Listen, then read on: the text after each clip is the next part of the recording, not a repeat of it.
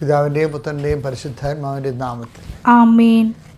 അമ്മേ, പരിശുദ്ധ അമ്മേ, അമ്മേ പരിശുദ്ധമേ, ദൈവമാതാവേ, കൃപാസനത്തിലൂടെ ഞങ്ങൾക്കും ഞങ്ങളുടെ ദേശത്തിനും അമ്മ മധ്യസ്ഥം തേടി തന്ന എല്ലാ അനുഗ്രഹങ്ങൾക്കും കൃപകൾക്കും ഞങ്ങളിപ്പോൾ ഹൃദയം നിറഞ്ഞ നന്ദി പറയുന്നു. അമ്മേ പരിശുദ്ധമേ, അമ്മേ പരിശുദ്ധമേ, ദൈവമാതാവേ, 2004 ഡിസംബർ 7 ഉച്ചകഴിഞ്ഞ് 2:30 കൃപാസനത്തിൽ സംഭവിച്ച അമ്മയുടെ പ്രത്യക്ഷപ്പെടലിനെ കുറിച്ച് തിരുസഭയ്ക്ക് സമർപ്പിച്ചിരിക്കുന്ന പഠനരേഖകളുടെ മേൽ സഭാത്മകമായ പഠനം ആരംഭിക്കുവാൻ ഞങ്ങൾ പ്രാർത്ഥിക്കുന്നു. അമ്മേ പരിശുദ്ധമേ, ഭൂസ്വർലോകങ്ങളുടെ രാജ്ഞിയായ അങ്ങേയ്ക്ക് ഭൗമ സംരക്ഷണത്തിനായി പ്രപഞ്ച പ്രകൃതിയെ തന്നെ തിരുസഭ പ്രതിഷ്ഠിക്കുവാൻ ഈ പ്രത്യക്ഷീകരണ വഴി ഇടയാക്കണമേ. പരിശുദ്ധമേ, ജപമാല മാതാവേ, സകല കൃപാസനം പ്രാർത്ഥനകളോടും ചേർത്ത് ഞങ്ങളിപ്പോൾ പ്രാർത്ഥിക്കുന്ന ഈ കുടുംബത്തിന്റെ പ്രത്യേക നിയോഗം മക്കളെ.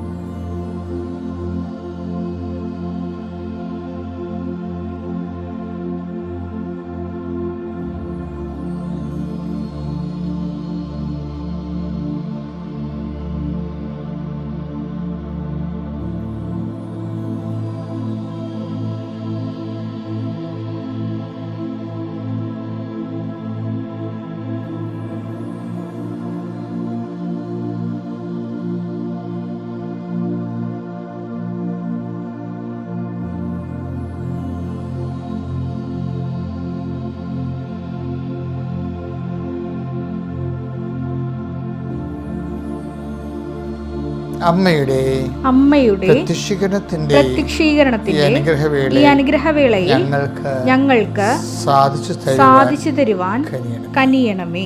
വിശ്വാസ പ്രമാണം. സർവശക്തനായ പിതാവും ആകാശത്തിന്റെയും ഭൂമിയുടെയും സൃഷ്ടാവുമായ ദൈവത്തിൽ ഞാൻ വിശ്വസിക്കുന്നു. അവിടുത്തെ ഏകപുത്രനും ഞങ്ങളുടെ കർത്താവുമായ ഈശോമിശിഹായിലും ഞാൻ വിശ്വസിക്കുന്നു.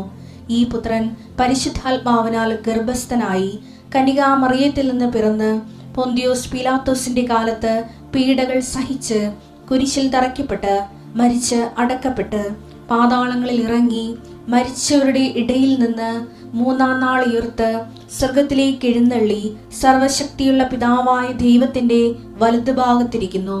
അവിടെ നിന്ന് ജീവിക്കുന്നവരെയും മരിച്ചവരെയും വിധിക്കുവാൻ വരുമെന്നും ഞാൻ വിശ്വസിക്കുന്നു.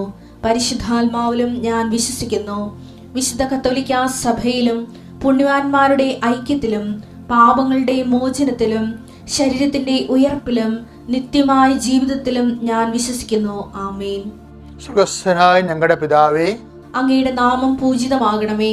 അങ്ങയുടെ രാജ്യം വരണമേ. അങ്ങയുടെ തിരുമനസ് സ്വർഗത്തിലെ പോലെ ഭൂമിയിലും ആകണമേ. അന്നു വേണ്ടുന്ന ആഹാരം ഇന്ന് ഞങ്ങൾക്ക് തരണമേ. ഞങ്ങളോട് തെറ്റ് ചെയ്യുന്നവരോട് ഞങ്ങൾ ക്ഷമിക്കുന്നത് പോലെ ഞങ്ങളുടെ തെറ്റുകൾ ഞങ്ങളോടും ക്ഷമിക്കണമേ.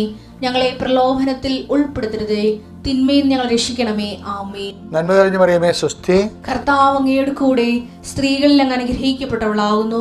അങ്ങയുടെ ഉദരത്തിൻ ഫലമായി ഈശോ അനുഗ്രഹിക്കപ്പെട്ടവനാകുന്നു. പരിശുദ്ധ മറിയമേ, തമ്പുരാന്റെ അമ്മേ, പാപികളായ ഞങ്ങൾക്ക് വേണ്ടി ഇപ്പോഴും ഞങ്ങളുടെ മരണസമയത്തും തമ്പുരാനോട് അപേക്ഷിക്കണമേ. ആമേൻ. എൻ്റെ പ്രിയപ്പെട്ടവരെ, മെയ് 3-ാം തീയതിയുള്ള പ്രാർത്ഥനയാണ്. അമ്മേ പരിശുദ്ധമ്മേ, അമ്മയുടെ മാധ്യസ്ഥത ഞാൻ അങ്ങയുടെ മക്കൾക്ക് വേണ്ടി പ്രാർത്ഥിക്കുകയാണ്. നീറ്റിൻ്റെ പരീക്ഷ ഒരുങ്ങിയിരിക്കുന്ന ആയിരക്കണക്കിന് മക്കളുണ്ട്. അതിൽ ഉടമ്പടി എടുത്ത് ഒത്തിരി പേരുണ്ട്. അവരെല്ലാവരെയും ഈ സമയത്ത് പ്രത്യേകം സമർപ്പിക്കുന്നു.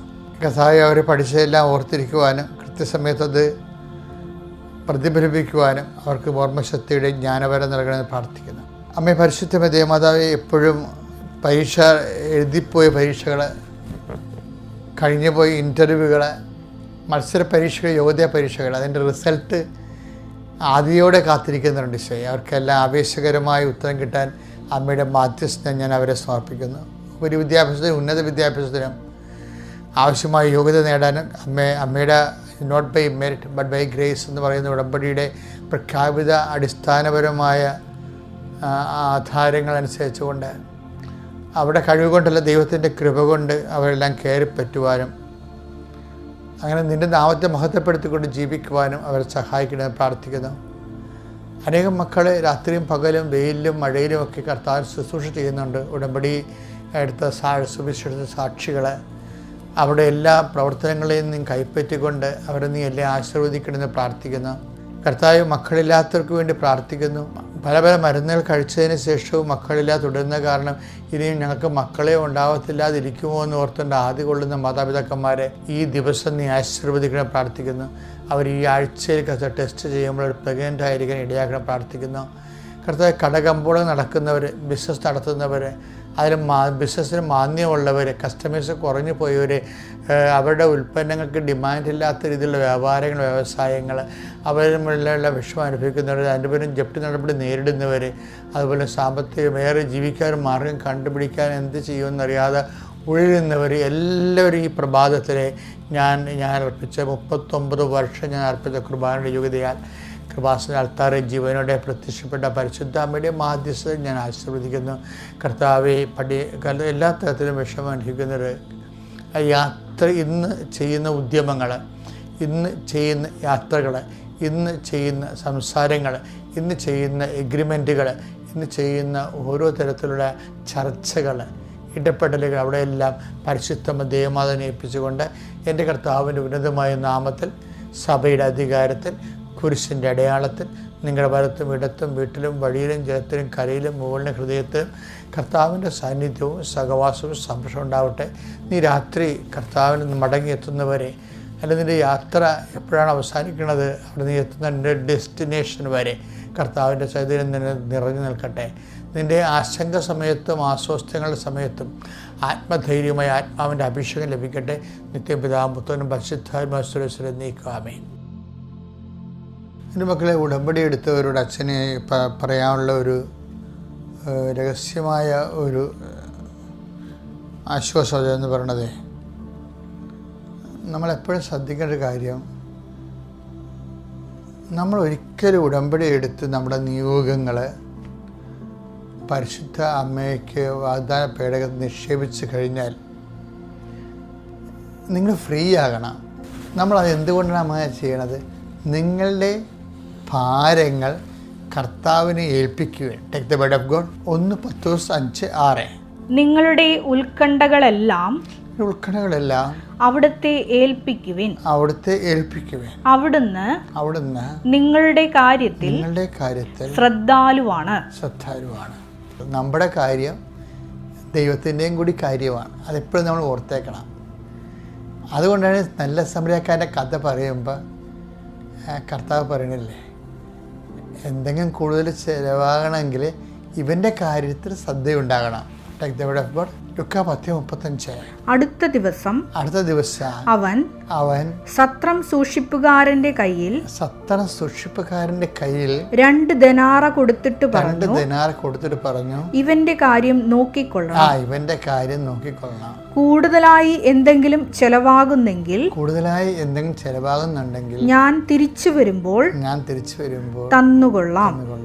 അപ്പം ദൈവം നമ്മുടെ ദൈനംദിന കാര്യങ്ങളില്ലേ, അത് ദൈവത്തെ സംബന്ധിച്ചിടത്തോളം ഭയങ്കര സീരിയസാണ്. പരിശുദ്ധമ്മയും ചെയ്യണത് അതാണ്. ആ കാനായിലെ കല്യാണ കുടുംബത്തിലെ ആ കുടുംബത്തിൻ്റെ ഒരു കാര്യമുണ്ട്. എന്താണ്?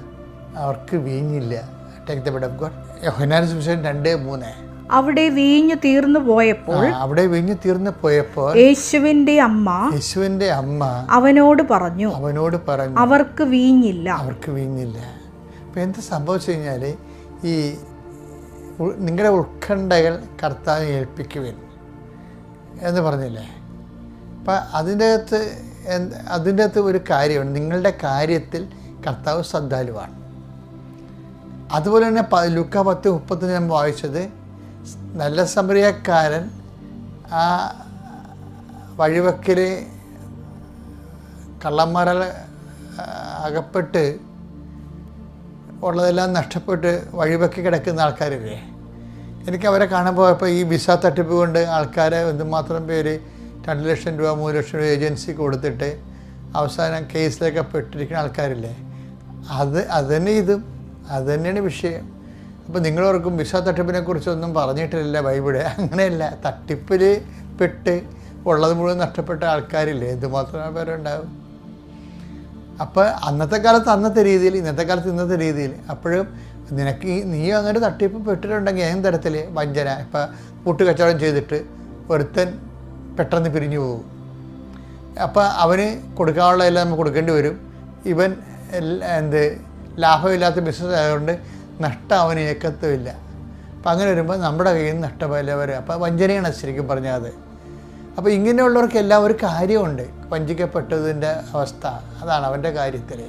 ആ നല്ല സമരക്കാരൻ്റെ കഥയിൽ ഇതുപോലെ വഴിയാത്രക്കാരായി വഞ്ചിക്കപ്പെട്ട ആളാണ്. അപ്പോൾ കർത്താവ് എന്താ പറയുന്നത്, അങ്ങനെ വഞ്ചിക്കപ്പെട്ടാലും ചില സമയത്ത് അങ്ങനെ സംഭവിക്കാൻ ജീവിതത്തിൽ പറ്റിപ്പിൽപ്പെടും. പക്ഷേ ആ പറ്റിപ്പിൽ പെടുന്നവന് കർത്താവിൻ്റെ മനസ്സിലൊരു സ്ഥാനമുണ്ട്. എന്താണ്? ഇവൻ്റെ കാര്യത്തിൽ ശ്രദ്ധയുണ്ടാകണം. അത് ദൈവത്തിൻ്റെ പ്രഖ്യാപിതമായ ജനറൽ പോളിസിയാണ്. അതിനോട് സിങ്ക് ചെയ്യുന്നത് കൊണ്ടാണ് മറിയം പരിശുദ്ധ പ്രേരിതയായിട്ട് ഈ കാനായിലെ കല്യാണ കുടുംബത്തിൻ്റെ ഇല്ലായ്മകൾ, ആ കുടുംബകാര്യത്തെ ദൈവതിരുസിനെ സമർപ്പിച്ചത്. എന്താ കാര്യം? ഇവൻ്റെ കാര്യത്തിൽ ശ്രദ്ധയുണ്ടാകണം, ദൈവം നിങ്ങളുടെ കാര്യത്തിൽ ശ്രദ്ധയുള്ളവനാണ് എന്നുള്ള ജനറൽ പോളിസി ഉണ്ട്. നമ്മൾ സ്കീം എന്ന് പറയുന്നത്, അതാണ് സ്കീം എന്ന് പറയണത്. അപ്പോൾ സ്കീം ഉണ്ടെങ്കിൽ നമുക്ക് ആപ്ലിക്കേഷൻ വെക്കാൻ പറ്റും. പഞ്ചായത്തിലൊക്കെ ഒരു സ്കീം ഉണ്ടെങ്കിൽ, ഇപ്പോൾ പഞ്ചായത്തുകാർ നമ്മൾ വീട് മെയിൻ്റെനൻസ് ചെയ്യണമെന്ന് പറയുമ്പോൾ അവരെന്നാ പറയണത്, സ്കീമില്ലെന്നാണ് പറയണത്. സ്കീം ഉണ്ടെങ്കിൽ നമുക്ക് ആപ്ലിക്കേഷൻ വെക്കാം. അപ്പോൾ ദൈവതിരുസന് സ്കീം ഉള്ളത് കൊണ്ടാണ് മറിയത്തിന് അവർക്ക് വീഞ്ഞില്ല എന്ന് പറയേണ്ടി വന്നത്. വീഞ്ഞില്ല, ജോലിയില്ല, സമാധാനമില്ല, സ്വസ്ഥതയില്ല, കിടപ്പാടമില്ല, അങ്ങനെ പറഞ്ഞ കുറേ ഇല്ലായ്മകളില്ലേ. അതിനെല്ലാം ദൈവതിരുസന്നിധിയിലെ കാര്യങ്ങൾ, അതിനെല്ലാം ദൈവതിരുസന്നിധിയിലെ സ്കീമുണ്ട്. കാര്യം ദൈവത്തിൻ്റെ മനസ്സ് നമ്മൾ സന്ധിക്കപ്പെടണമെന്നുള്ള മനസ്സാണുള്ളത്. അതുകൊണ്ടാണ് മറിയത്തിൻ്റെ മാധ്യസ്ഥം ദൈവം ഏറ്റെടുക്കാൻ കാരണം അതാണ്. അപ്പം അതുപോലെ തന്നെ നീ ഉടമ്പടി ചെയ്ത് കഴിഞ്ഞാൽ ഓൾറെഡി നിനക്കറിയണം, ഞാൻ ദൈവത്തെ ഏൽപ്പിച്ചു. 1:10-5-6 അനുസരിച്ചുകൊണ്ട് ഞാൻ ദൈവത്തെ ഏൽപ്പിച്ചു, പിന്നെ നീ ഇത് ചുമന്നിട്ട് നടക്കരുത്. അത് എനിക്ക് വേണ്ടത് ഉടമ്പടി എടുത്തവരെല്ലാവരും പ്രാർത്ഥിക്കേണ്ടതിനാണ്. കർത്താവേ, അങ്ങ് ഏൽപ്പിച്ച കാര്യത്തെക്കുറിച്ച് ഞാൻ ഉൾക്കടപ്പെടാതിരിക്കാൻ എന്നെ അനുഗ്രഹിക്കണമേ. എനിക്ക് സന്തോഷമായിട്ട് ബാക്കി കർത്താവ് എൻ്റെ സമയമാകുമ്പോൾ എല്ലാം ചെയ്തോളൂ. അങ്ങനെ സമയമാകുമ്പോൾ ചെയ്യുന്നില്ല. എന്താണ് അങ്ങനെ ആ ടെക്ട് ഓഫ് ഗോഡ് 10:5-6 ദൈവത്തിൻ്റെ ശക്തമായ കരത്തിൻ കീഴിൽ, ശക്തമായ കരങ്ങളിൽ നിങ്ങൾ താഴ്മയോടെ നിൽക്കുവിൻ. അവിടുന്ന് തക്ക സമയത്ത് നിങ്ങളെ ഉയർത്തിക്കൊള്ളും. തക്ക സമയത്ത് ഉയർത്തും. അപ്പോൾ ഓരോരുത്തരും ഓരോ ടൈം ഉണ്ടല്ലോ, അത് ഏറ്റവും സ്യൂട്ടബിളായിട്ടുള്ള ടൈമാണ് ദൈവം നമ്മൾ അനുഗ്രഹിക്കാൻ വേണ്ടി കരുതി വച്ചിരിക്കുന്നത്. അപ്പോൾ ഈ ഒക്കേഷനിൽ അത് ശരിയായില്ലെങ്കിൽ നീ വിചാരിക്കണം, എൻ്റെ സ്യൂട്ടബിൾ ടൈം ഇതല്ല എന്ന് മനസ്സിലാക്കിയാൽ മതി. എന്നിട്ട് നീ ദൈവത്തിന് സമർപ്പിച്ച് മുന്നോട്ട് പോകണം സന്തോഷത്തോടെ. Praise the Lord.